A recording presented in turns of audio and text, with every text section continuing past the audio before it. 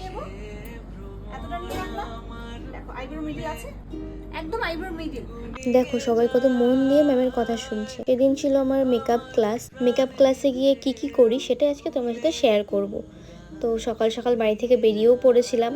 তো আজকে আমার সাথে যাচ্ছিল আমার দিদি, কারণ ওর ডিউটি আর আমার ক্লাস একই লোকেশনে, তাই দুজনে আজ একসাথেই যাচ্ছিলাম।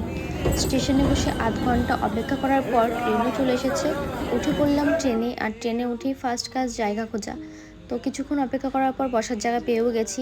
একটা পেয়ারা কিনে সেটা খেতে খেতে বাইরের পরিবেশ দেখছিলাম, কারণ টানা বৃষ্টি হওয়ার পর আজকে একটু রোদ উঠেছিল। কৃষ্ণনগর স্টেশনে নেমে এখন হাঁটতে হাঁটতে যাচ্ছি ক্লাসের দিকে। ক্লাসে চলেও এসেছি। তো ক্লাসে ঢুকে নেহাকে বললাম একটু হাই কর। হাই করো। তারপর আয়নাতে আমি একটু ভিডিও নিয়ে নিলাম। কি বলতে যাচ্ছে বক্তব্য বলো।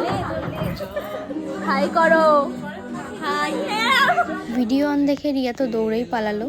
আজকে ছিল আমাদের হেয়ার প্র্যাকটিসের ক্লাস। তো আমি আমার মডেলকে বসিয়ে দিয়েছি ক্রিম্পিং করা হয়ে গেছে। এবার করবো হেয়ারস্টাইল। হেয়ারটাকে করার জন্য প্রথমেই হেয়ারটাকে সেকশন করে ভাগ করে নিয়েছিলাম, কারণ পেছনের সেকশনে করবো হচ্ছে পাফ। পেছনে পাফ করা কমপ্লিট। এখন সামনে ফ্রন্ট ভ্যারিয়েশনে করবো হচ্ছে অ্যাডভান্সের মধ্যে হেয়ারস্টাইল, তাই ফ্রন্টের বেসটা রেডি করে নিচ্ছিলাম। ফ্রন্টে বেস করা কমপ্লিট। এখন আমি করবো একটা লাইন্সের মধ্যে অ্যাডভান্স হেয়ারস্টাইল।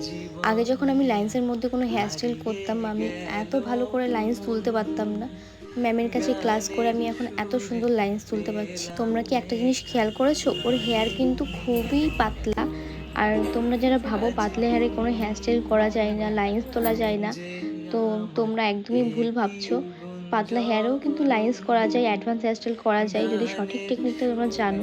টিকলি পরিয়ে হেয়ারস্টাইলটা কমপ্লিট করলাম। তো আজকের এই হেয়ারস্টাইল প্র্যাকটিসটা তোমাদের কেমন লাগলো অবশ্যই কমেন্ট করে জানিও। হে ভ্রমর আমার ফুলে গুনগুনিয়ে যায়, আমার প্রাণে ঢেউ তুলে গান শুনিয়ে যায়। সে ভ্রমর আমার ফুলে গুনগুনিয়ে যায়, আমার ভিডিওটি ভালো লাগলে লাইক করে দিও। Tata, by.